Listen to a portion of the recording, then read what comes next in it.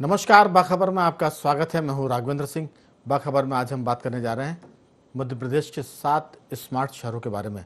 दरअसल प्रधानमंत्री नरेंद्र मोदी का ड्रीम प्रोजेक्ट था, जिसमें देश की लगभग 100 शहर ऐसे थे जिनको स्मार्ट बनाने के लिए बात की जा रही थी। और ये बात है 2015 की। 7 वर्ष हो चुके हैं, 2023 तक की डेडलाइन है। 2023 में ये प्रोजेक्ट पूरा होना है। देश भर के 78 शहरों में स्मार्ट सिटी का काम हो रहा है। उसमें मध्य प्रदेश के 7 शहर शामिल हैं: भोपाल, इंदौर, ग्वालियर, जबलपुर, सागर, सतना और उज्जैन।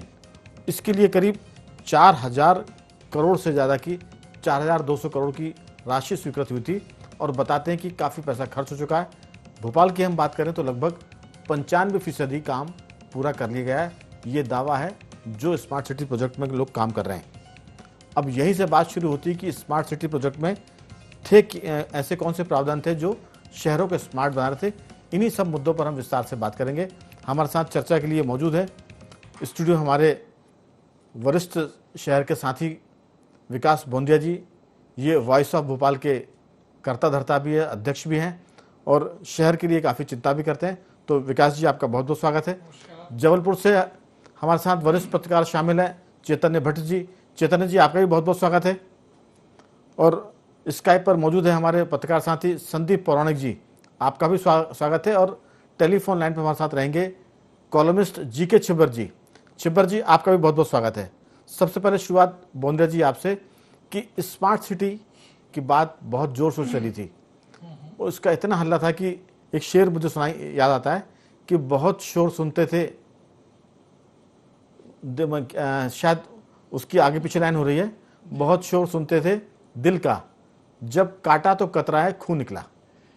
तो यहां से मैं बात इसी शुरू कर रहा हूं कि भोपाल सिटी वैसे स्मार्ट थी। इंदिरा जी ने कभी कहा था कि ये सुंदर शहर ऐसे और खूबसूरत बनाइए आप। तो स्मार्ट सिटी के लिए जो जो प्रावधान थे उनका भी आप जिक्र करें और अभी उसकी क्या बदहाली है उसका भी जिक्र करें, क्योंकि पेड़ बहुत काटे गए हैं और बदले में जो पेड़ लगाए गए हैं वो ऐसे हैं कि जिसमें ना तो छाया होती है, ना उसमें फूल खिलते हैं, ना उसमें फल आते हैं और गर्मी भी वो बढ़ाते हैं, या गर्मी बढ़ाते ना हो तो घटाते भी नहीं है। इस सब पर आपकी राय।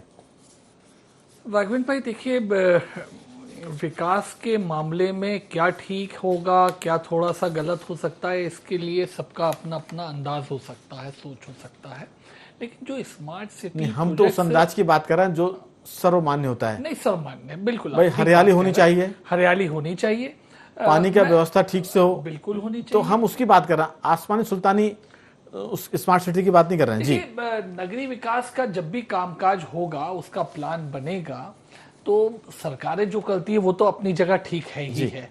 लेकिन नगरीय विकास कैसा होगा, आज के 4 साल बाद, 5 साल बाद शहर कैसा दिखाई देगा, इसके लिए लोग भी बहुत चर्चा करने लगते हैं और मीडिया भी यकीनन चर्चा करता है। तो इसलिए एक बड़ा हाइप तो क्रिएट होता ही होता है जी। मतलब कोई योजना, कोई सा भी नगर निगम लाए, वो शुरुआत करने का हो तो 5 कॉलम की लीड स्टोरियां छपने लगती हैं कि अब शहर में ये होने वाला है। अच्छी बात है, देर सबेर हो, थोड़ा सा जल्दी हो जाए, कई बार ये सब होता होगा। लेकिन स्मार्ट सिटी के मामले में देखिए, हमें विचार करना होगा गहनता से कि इसमें होना क्या काम थे और कितना हो गए हैं।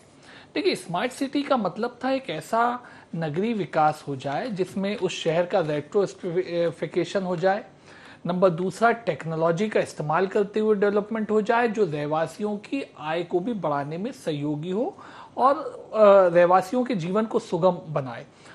आजकल क्या है, हम असल में मोटा मोटा सोचते हैं कि क्या नया इंफ्रास्ट्रक्चर डेवलपमेंट केवल हो गया जो हमें दिखता है बहुत बार सड़कों के माध्यम से जी। और एबीडी प्रोजेक्ट जो area based product smart cities ने बनाए हैं वो कितने पूरे हुए, वहां पे वो गगनचुंबी इमारतें जो कल्पना की गई थी खड़ी हुई कि नहीं हुई।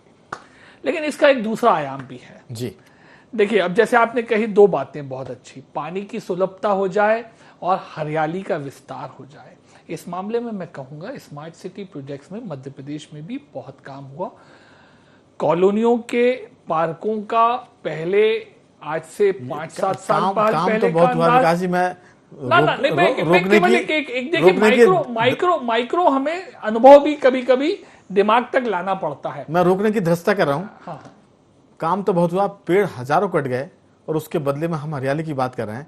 जो नेचुरल थी भोपाल में, बहुत ही नैसर्गिक थी, प्राकृतिक थी, वो कट गई है, बर्बाद हो गई है। उसके बदले में जो पेड़ लगाया गया है वो जिसे कहते हैं ऊँट के मुंह में जीरे की तरह है जी। और उस वजह से भोपाल का तापमान भी बढ़ गया जी। नहीं, तापमान बढ़ा इस बात को तो मैं नहीं मानता उस वजह से बढ़ा हो, क्योंकि मौसम और जलवायु दो चीजें बहुत अंतर होती है। मौसम साल 2 साल का हो सकता है, जलवायु लंबी इस पर भी होती है। बताऊंगा विस्तार से मैं जी। जलवायु जो होती है वो दशकों का नतीजा होता है। देखिए, जो पेड़, घने पेड़, बड़े पेड़ कटे, उसका सबको मलाल है इस मामले में कोई।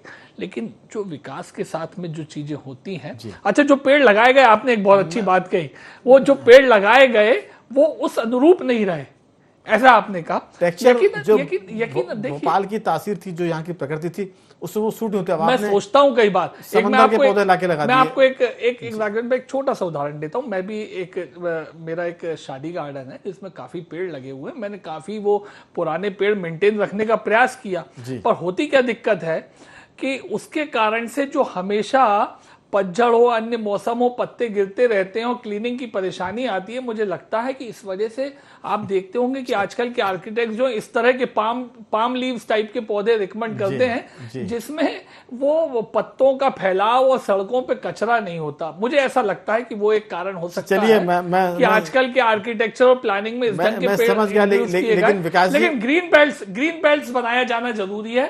सड़कों पे ठीक है, वैसे पेड़ ना लगें, आम, नीम, बरगद, पीपल के, लेकिन इतर ग्रीन बेल्ट्स में ये लगना जरूरी है। वो आप सब हमारी मैं सिर्फ इतनी गुजारिश करूंगा कि आपको लोग सुन रहे हैं जी। आप उस जमाने के भोपाल के जो आज का MNIT है, पहले MSCT था, वहां से पास आउट है, और आप पॉलिटिशियन भी हैं, आप शहर के संरचना की बात भी करते हैं, और उसके अलावा आप IT एक्सपर्ट भी हैं। तो आपको सुन रहे हैं, अगर आप अच्छी बात करेंगे जो आप करते आए हैं, तो लोगों के दिल में आपकी इज्जत और बढ़ेगी। मैं जो बात कह रहा हूँ मैं एक तरफा बात नहीं कह रहा। जो देखिए एमिकेबल हो सकता है सिटी डेवलपमेंट में, आपको प्लान भी और उसी तरह से एग्जीक्यूट भी करना। चलिए जबलपुर चलते हैं। चेतन जी, हमारी आवाज सुन पा रहे हैं? भट्ट साहब से हमारा संपर्क है क्या? हाँ है, बिल्कुल है जी अगवेन भाई जी। दरअसल भोपाल की हम बात कर रहे हैं, यहाँ हजारों पेड़ कट गए स्मार्ट सिटी के लिए। लोगों ने कहा कि चलो इनका बलिदान हो जाए, लेकिन भोपाल का टेम्परेचर मैं आपको बता दूं, जैसे अगर आप भोपाल कई बार आए हैं, मेजर नान के पंप जो TT नगर का है, वहाँ से जब हम आते हैं बोर्ड ऑफिस चौराहे की तरफ, तो सेकंड बस स्टॉप के आसपास जब आते हैं, स्विमिंग पूल है, वहाँ काफ़ी पेड़ लगे हैं। तो जैसे ही आप उसकी जद में आते हैं तो लगता है जैसे तापमान एकदम से गिरा और ठंडक आई, क्योंकि पेड़ पौधे बहुत है वहाँ, पहाड़ी है, स्विमिंग पूल है, एक तरह से उस वजह से भी उसका तापमान नीचे गिरता है। तो भोपाल का इस बार का तापमान, पूरी दुनिया में गर्मी तो है ही है, ग्लोबल वार्मिंग है, लेकिन भोपाल का तापमान इसलिए भी थोड़ा सा आज इस बार बढ़ा हुआ है क्योंकि स्मार्ट सिटी के लिए कई हजार पेड़ बलिदान हो गए, और बदले में जो पेड़ लगाए गए हैं वो खूबसूरत तो लगते हैं, लेकिन ना छाया देते हैं, ना फूल देते हैं, ना फल देते हैं। तो इस वजह से हम स्मार्ट सिटी पर बात कर रहे हैं। जबलपुर की क्या स्थिति, क्योंकि उसके लिए भी सरकार ने काफ़ी पैसा इन्वेस्ट किया और अब 2023 में प्रोजेक्ट पूरा होना है। तो सीधा जबलपुर फोकस करते हैं। वहाँ 742 करोड़ का प्रावधान किया गया था इस स्मार्ट सिटी के लिए। भट्ट जी, 700 करोड़ रुपए बहुत होते हैं, उसमें पूरा एक शहर, एक टाउनशिप बस सकती है। तो स्मार्ट सिटी के लिए जबलपुर में क्या हुआ, बहुत जल्दी जल्दी आप बताएंगे तो लोग सुनने में लोगों को आसानी होगी। जबलपुर में ये हुआ कि जो पैसा आया वो बंदर बांट में चला गया, अधिकारियों के जेब में चला गया। इस शहर की इतनी दुर्दशा पहले कभी नहीं हुई जो आज की तारीख में। 5 साल से स्मार्ट सिटी का प्रोजेक्ट चल रहा है, पूरा शहर खुदा पड़ा है। आप सड़क पे निकल जाइए, आप धूल से नहा जाएंगे। नाले जो थे, जो 40 फुट के चौड़े थे, वो 20 फुट के कर दिए गए, जिससे बरसात में पानी भर रहा है। आपके जो पेड़ की, जो आप पर्यावरण की बात कर रहे हैं, पेड़ इतने बुरी तरह से काटे गए हैं जिसका हिसाब ही नहीं है, उनका कोई हिसाब नहीं, और उसके बदले में कोई पेड़ नहीं लगाए जी। देखिए, सवाल इस बात का है राघवेंद्र जी कि स्मार्ट सिटी की परिकल्पना क्या थी। स्मार्ट सिटी की परिकल्पना ये थी कि जो शहरी आबादी 54% है, अभी शहरों में रहती है, जो आगे चल के 66% होने वाली है, उनको आधारभूत सुविधाएं दी जाएं। उसमें पर्याप्त पानी की व्यवस्था होना चाहिए। हमारे यहाँ लोग बाल्टियां लेके घंटों खड़े रहते हैं पानी के लिए, पानी की व्यवस्था नहीं। कहीं नगर निगम के टैंकर आते हैं, उनमें लूट मार मचते, झगड़े होते हैं। विद्युत आपूर्ति ठीक है, निश्चित तौर पे विद्युत आपूर्ति को हम मानते हैं, लेकिन अभी जो कोयला संकट आ गया उसके कारण भी दिक्कत हो रही है, लेकिन विद्युत आपूर्ति ठीक है।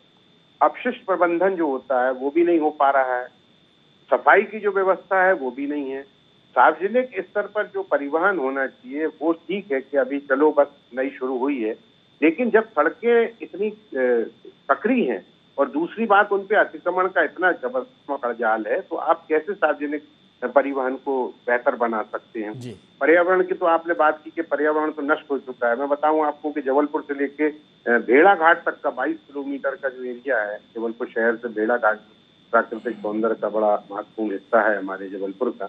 वहां कम से कम नहीं तो 400 पेड़ लगे थे जो बरसों पुराने, उन तमाम पेड़ों को काट दिया गया है सड़कें चौड़ी करने के लिए, और आज 4 साल हो गए हैं, उसमें से एक भी पौधा ऐसा नहीं है जो बचा हो, क्योंकि आपने पेड़ काटे उसी समय अगर आप कोई। मुझे याद है आपकी बात में एक चीज जोड़ रहा हूँ, जब कमलनाथ जी मुख्यमंत्री थे अभी बीजेपी सरकार के बनने के पहले, तब उनसे पूछा गया था कि ये पेड़ बहुत कट रहे हैं, इसको रोका जाना चाहिए। तब उन्होंने 2 टूक कहा था कि डेवलपमेंट होगा तो पेड़ तो कटेंगे। लेकिन भोपाल की जहां तक बात है, आप 400 पेड़ की बात कर रहे हैं 20 किलोमीटर के इलाके में, यहाँ 3-4 किलोमीटर के इलाके में हजारों पेड़ कट गए। भोपाल के लोग तो चैतन्य भट्टी जी खून के आंसू रो रहे हैं। नहीं तो वो हर स्मार्ट सिटी में ये स्थिति, मैं बता रहा हूँ कि इन पे कोई अंकुश नहीं है। कौन कर रहा है? नगर निगम, कौन से इंजीनियर है? आप बताइए कि जो 40 फुट चौड़ा नाला है उसको 20 फुट कैसे किया जा सकता है? इतनी भी अगर अकल नहीं है स्मार्ट सिटी के इंजीनियर्स में, तो मुझे लगता है कि उस शहर का तो बंटाधार तय है, इसमें कोई दो मत नहीं। मोदी जी का ड्रीम प्रोजेक्ट है, और ये आपकी बातें अगर वो सुन रहे होंगे मोदी जी, तो मेरे ख्याल से कोड़ों लेकर निकलेंगे वो कि जो इसके दोषी है, क्योंकि उनका सपनों का ये पूरा मामला था और इस पर बेतहाशा खुलकर उन्होंने पैसा दिया था। मैं लौटूंगा, ये बहुत सारी बातें हैं जो ठोस अपशिष्ट प्रबंधन की बात है, गंदगी की बात है, पर्यावरण की बात है, और सूचना के लिए बेहतर कनेक्टिविटी की बात है। तो वाईफाई तो आप कर देंगे, लेकिन पेड़ पौधे कहाँ से लाएंगे? और सबसे खास बात कि मध्य प्रदेश के जो मुख्यमंत्री शिवराज जी हैं, उन्होंने इस पूरे मामले में जो स्मार्ट सिटी में लोग काम कर रहे हैं उन पर भरोसा बहुत कर लिया, और इतना भरोसा किया कि वो अपने मनमानी पर उतर आया। और जो आपने कहा कि बंदर बांट हो रही है, मुझे लगता है कि इसकी जानकारी शिवराज जी को भी नहीं होगी और ना मोदी जी को होगी, वरना इस पर अंकुश जरूर लगता है। क्योंकि भोपाल की बात करें तो 990 करोड़ रुपए, जौलपुर की बात करें तो करीब मेरे ख्याल से जो 742 करोड़ रुपए, 742 करोड़ रुपए यानी 7 अरब 7.5 अरब रुपए। इसमें तो बहुत अच्छे शहर बच जाते, टाउनशिप बच जाती। भोपाल की बात जहाँ तक बात है, मैं संदीप जी के पास आऊँगा। संदीप जी, जहाँ भोपाल को स्मार्ट सिटी डेवलप की है वो तो ऑलरेडी स्मार्ट सिटी थी, वहाँ सरकारी मकान थे, पेड़ पौधे थे, सड़कें बहुत अच्छी थी, बाग बगीचे थे, वो सब खत्म कर दिए। अभी भी सिर्फ एक रोड छोड़ दे जिसको अटल पथ कहा गया है, उसके बाद देखें तो पूरा इलाका मैदान हो गया है, और अभी वहाँ स्मार्ट सिटी जैसा कुछ लगता नहीं है जो देखने में आए। लेकिन सरकार का जो कहना है वो ये कि 95% काम भोपाल में स्मार्ट सिटी का पूरा हो गया है, यानी लगभग 990 करोड़ रुपए खर्च हो गए, 5-7 करोड़ रुपए बचे होंगे जो खर्च होने बाकी है। आपकी राय? देखिए राघवेंद्र जी, मुझे ऐसा लगता है कि स्मार्ट सिटी के मामले में यहाँ जो प्रशासन का या जो स्मार्ट सिटी बनाने में लोग लगे हुए हैं, उन्होंने खूबसूरत शहर को जमीन में मिलाने के मामले में जरूर स्मार्ट काम किया है। ये स्मार्टली उनने कर दिया है काम। शहर भले स्मार्ट ना बने, सड़कें कुछ स्मार्ट हो जाएंगी। क्या राघवेंद्र जी, हम एक चीज नहीं समझ पाते हैं कि शहर को तो आप स्मार्ट बना देंगे, फैसले लेने वालों को कब स्मार्ट बनाएंगे? वहां के लोगों को कब स्मार्ट बनाएंगे? क्या इमारतें, उसके लिए भट्टी साहब ने कहा कि बंदर बांट हो गई, स्मार्टली काम हुआ उसमें। मैं भी वही कह रहा हूं ना राघवेंद्र जी, हमारे पास 3-4 मॉडल है अभी सामने। न्यू मार्केट के पास में गैमन इंडिया का प्रोजेक्ट एक ऐसा प्रोजेक्ट था जिसने 18 एकड़ के सरकारी मकान निस्तनाबूद कर दिए, हजारों पेड़ काट दिए। क्या हुआ उसका, वो हम और आप देख रहे हैं। इसके बाद BRTS रोड बना जिसमें आपने 500 करोड़ रुपए खर्च कर दिए, अब उसको तोड़ने की बात आ रही है। अब आप स्मार्ट सिटी के नाम पे आपने खूबसूरत भोपाल को एक बदनुमा दाग लगा के रख दिया। उस इलाके में सोचिए, जो टीन शेड वाला इलाका था, आपका TT नगर वाला इलाका था, कितना खूबसूरत था, हरियाली वाला था। आप विकास के नाम पर पर्यावरण को चौपट कर दें, ये तो कोई बात जमती नहीं है। मुझे ये लगता है कि इन मामलों में सरकार का रवैया बहुत बेहतर नहीं है। ठीक है, मोदी जी का ड्रीम प्रोजेक्ट है, लेकिन उस इलाके में जाके तकलीफ होती है व्यक्ति को, वो दिखाई देता है। जो आपने तापमान की बात कही, गोंदिया जी हो सकता है उससे इत्तेफाक नहीं रखते, बात ठीक है, लेकिन ये बात सही है कि भोपाल का तापमान 1 से 2 डिग्री पिछले 8 वर्षों में बढ़ा है, जो मौसम विभाग के विज्ञानी कहते हैं। ग्लोबल वार्मिंग है, इस पर कैसे काम होगा राघवेंद्र जी? स्मार्ट सिटी आप बनाइए, लेकिन वहां के हालात भी स्मार्ट होने चाहिए। जो पानी की बात हुई है, बेहतर बिजली की बात हुई है, ये सुविधाएं भी तो लोगों को मिले। अगर आप ये देखिए कि ये जो तुलसी नगर वाला इलाका है, अगर बुच जी ने इसका विरोध नहीं किया होता तो इस खूबसूरत इलाके का भी वही हाल होता जो टीन शेड वाले इलाके का है। तो सवाल यह है कि सरकार इन पर नजर क्यों नहीं रखती है, या उस तरफ से रख नहीं पाती, या लोग रखने नहीं देते। संदीप जी, भट्ट साहब ने कहा, मैं उस बात से 100% सहमत हूं। बकरे की मां कब तक खैर मनाएगी? संदीप जी, तुलसी नगर आप सोच रहे हैं कि बच गया है, बकरे की मां कब तक खैर मनाएगी? वो निशाने पर है, आज नहीं तो कल वहां भी यही सब होना है, क्योंकि बहुत सी चीजें अब वो बुच साहब भी नहीं बचे जो विरोध करते, और जब तक शिवराज जी तब तक भले ही ये चीजें रुक जाएं। कमलनाथ जी ने तो कहा था कि विकास डेवलपमेंट चाहिए तो पेड़ तो कटेंगे, 2 टूक उन्होंने कहा था। मध्य प्रदेश के मुख्यमंत्री तो ये बता रहे हैं कि मैं रोज एक पेड़ लगा रहा हूं, कम से कम जो उनकी कैबिनेट के लोग हैं वो रोज एक पेड़ लगाएं, जो उनके ऑफिसर्स हैं जो उनसे सीधे जुड़े हैं सीएम सेक्रेटरीट से वो रोज एक पेड़ लगाएं। तो मुझे लगता है कि हर महीने कम से कम 400-500 पेड़ लग जाएंगे, क्योंकि कैबिनेट के मंत्री, उनके सचिव, उनके सबॉर्डिनेट, अगर हर कैबिनेट की बैठक जो हर हफ्ते होती है मंगलवार को, उसी दिन अगर ये 100-100 पौधे रोज लगाएं तो मुझे लगता है कि हर महीने 400-500 पौधे तो वैसे लग जाएंगे, और ये साल भर में ये आंकड़ा पहुंच जाएगा 5000 के आसपास। तो सीएम मुख्य तो शिवराज जी तो लगे हुए हैं, लेकिन बाकी लोग उनकी मदद नहीं कर रहे, ऐसा लग रहा है जी।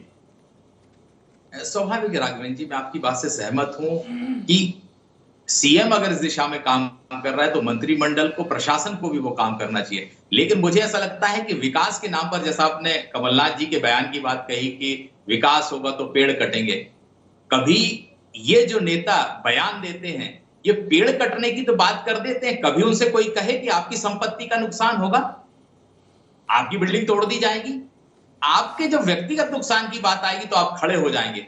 जब जनता की, मौसम की और उसके स्वास्थ्य से जुड़ी बात आएगी तो आप इस तरह के बयान देके रास्ता खोज लेते हैं, मुझे ऐसा लगता है। बिल्कुल, मैं लौटता हूं, क्योंकि लीडर्स का तो संपत्ति उसके वोट होते हैं। आप वोट की बात कर दीजिए कि आपके वोट खिसक रहे हैं 500, तो वो रात को 12 बजे उठाएंगे।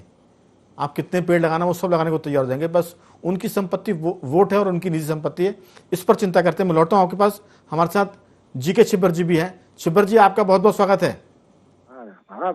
आपने सुना कानूनी हिसाब से जो पेड़ कटे हैं उसमें कितनी अनुमति है, कितनी नहीं है, ये सब अलग बात हो गई, पेड़ तो कट चुके हैं, लेकिन पेड़ जो लगने का मामला है, भोपाल के पर्यावरण की बात है, जो डेवलपमेंट की बात है, या ग्वालियर की बात करें, हम जौनपुर की बात करें, सतना की बात करें, सागर की, उज्जैन की बात करें, तो आपको क्या लगता है कि स्थितियां बिल्कुल मोदी के ड्रीम प्रोजेक्ट की तरह काम हो रहा है, या इसमें जैसा चेतन भट्ट जी ने कहा कि बंदर बाट होगी, क्योंकि पैसा बहुत इफरात में आया, सरकार ने खजाना खोल दिया और वो डेवलपमेंट दिखा नहीं?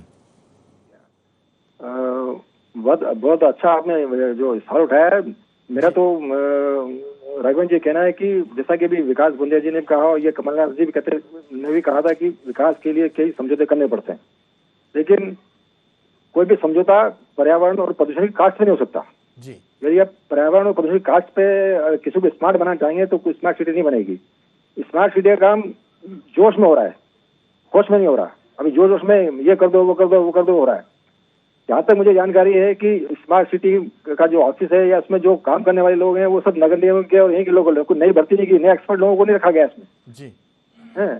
तो और जो काम चल रहा है, बस जैसा काम चलता हो रहा है, इसमें एक्सपर्ट लोगों को एम्प्लॉयमेंट देना चाहिए जो इच्छुक के हैं। लेकिन वही नगर निगम के पुराने घरे के जो लोग हैं उन्हीं को डेपुटेशन पे इसमें रखा हुआ है, तो और इसलिए ये सब स्थितियां आ रही हैं। बिल्कुल, लेकिन अब तो भोपाल का तो 95% काम पूरा हो गया है, पूरा हाथी निकल के पूंछ बची वो भी हो जाएगी, क्योंकि 2023 तक उसको पूरा करना है। तो यहाँ जो कुछ होना था वो तो स्मार्ट हो चुका है। लेकिन जबलपुर की बात करें, सागर की बात करें, सागर के एक मंत्री ने तो मंच से कहा था कि स्मार्ट सिटी के नाम पर यहाँ बहुत गड़बड़ चल रही है। जो सिविल सोसाइटी को बहुत ध्यान देना पड़ेगा, क्योंकि ये अपोजिशन के नेता और अपोजिशन हो या सरकार हो, ये इनको कोई फर्क नहीं पड़ता है। इसके लिए सिविल सोसाइटी जिम्मेदार है। जैसे आप अगर प्रोग्राम कर रहे हैं, जैसे जितने भी जो एनजीओ सिविल सोसाइटी इस मामले को गंभीरता से उठाएं।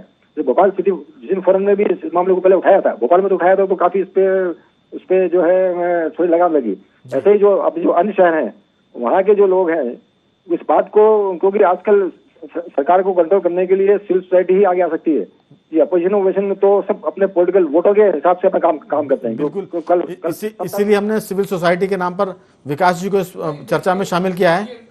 जी ठीक बात बोले जी कि सिविल सोसाइटी का प्रेशर तो गवर्नेंस में भी काम करता है और जो दाएं बाएं जाती हैं योजनाएं उसकी आत्मा को छोड़ मैं सिर्फ उसमें भी लेके आता 2 वाक्य बोलूंगा जी। सिर्फ 3 मिनट का समय अपने पास जी।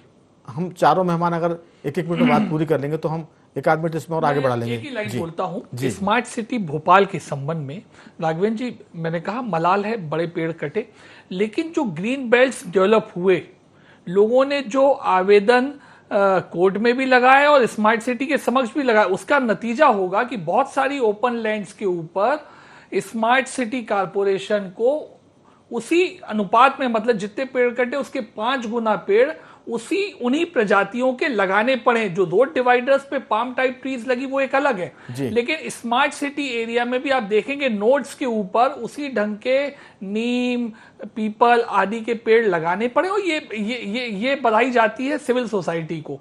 और जो बात अभी आ रही है, भट्ट साहब ने भी कहा कि देखिए पर्यावरण हमारे लोकतंत्र में एक मुद्दा बने, वो आपने जो कहा ना कि वोट ही असली असेट होता है, पूंजी होता है राजनेता की, तो पर्यावरण भी उसमें एड ऑन होना है और ऐसा हमें समाज में एक वातावरण तैयार करना है। बिल्कुल।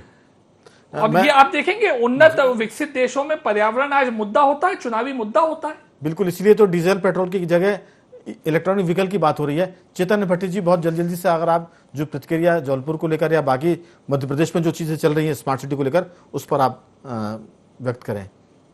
नहीं, देखिए राघवेंद्र जी, सबसे बड़ी बात ये है कि एक कहा जाता है कि smart city needs smart citizen. Citizen को भी आपको स्मार्ट करना पड़ेगा और सिटीजन अगर जब तक दबाव नहीं बनाएंगे तब तक इस तरह की गड़बड़ियां चलती रहेंगी। आप देखिए कि स्मार्ट सिटी में हमारे जबलपुर में जो सीईओ हैं वो एक डिप्टी कलेक्टर है, उसके ऊपर नगर निगम का आयुक्त है, उसके ऊपर कलेक्टर है। इनको आप ये बताइए कि डेवलपमेंट कौन सी जानकारी। अभी उन्होंने बहुत अच्छी बात कही कि इसमें आपको स्मार्ट सिटी में एक्सपर्ट लोगों को रखना चाहिए, चाहे आप बाहर से रखें चाहे कहीं से भी रखें। तो अब जब आप ऐसे नॉन एक्सपर्ट लोग रहेंगे तो वो क्या करेंगे उसका डेवलपमेंट। इतनी अच्छी भली चौड़ी सड़क को भी उन्होंने 10-10 फीट के 2 फुटपाथ बना दिए जिसपे पूरी तरह से अतिक्रमण है, वो सड़क अलग कम चौड़ी हो गई। तो इस तरह की जो गड़बड़ियां हैं, मुझे लगता है कि देखिए स्मार्ट सिटी के नाम पे पूरी तरह से लूट मची हुई है। इसको कहने में मुझे कोई संकोच नहीं है। वहां पे किस तरह से भर्ती हुई, कौन से इंटरव्यू हुए, कौन से लोग भर्ती किए गए, ये किसी को नहीं मालूम। वो सही कह रहे थे कि नगर निगम के जो 2-4 इंजीनियर हैं जिनको वर्षों से भी एक ही पोस्ट पे चले आ रहे हैं, उन्हीं को उन्होंने काम दे दिया और वो किस तरह का काम कर रहे हैं ये कभी आप अपने संवाददाता को या कभी आप जबलपुर आए तो जरूर पता करेंगे। लेकिन सबसे अच्छी बात यह कि भोपाल इस पूरी तैयारी में नंबर 1 पर है और इंदौर 7वें नंबर पर। समय खत्म हो रहा है, बहुत 2-3 वाक्यों में प्रतिक्रिया संदीप जी आपकी, फिर मैं अंतिम प्रतिक्रिया लूंगा छिब्बर साहब से। 2-3 वाक्यों में संदीप जी। स्मार्ट सिटी के दौर में या स्मार्ट सिटी बनाने में पर्यावरण का जो नुकसान हुआ है उसका ब्यौरा स्मार्ट सिटी से जुड़े लोगों को जरूर सार्वजनिक करना चाहिए ताकि लोगों की आंखें खुल सके। छिब्बर जी, आपकी तरफ से कोई कानूनी राय? छिब्बर जी, मेरी आवाज सुन पा रहे हैं? हाँ, सुना। कोई कानूनी राय आपकी तरफ से 2-3 वाक्यों में?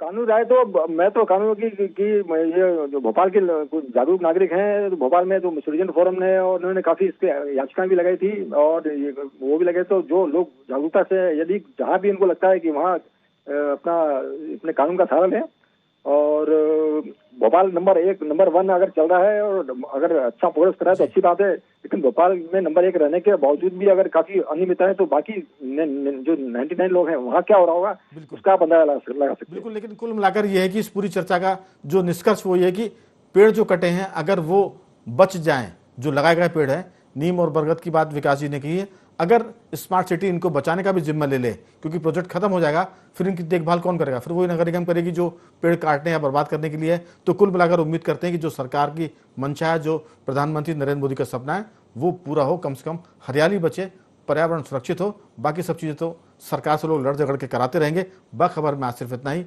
चारों मेहमानों का मैं धन्यवाद करता हूं कि उन्होंने चर्चा में हिस्सा लिया। आप बने रहें हमारे साथ और देखते रहें IND24।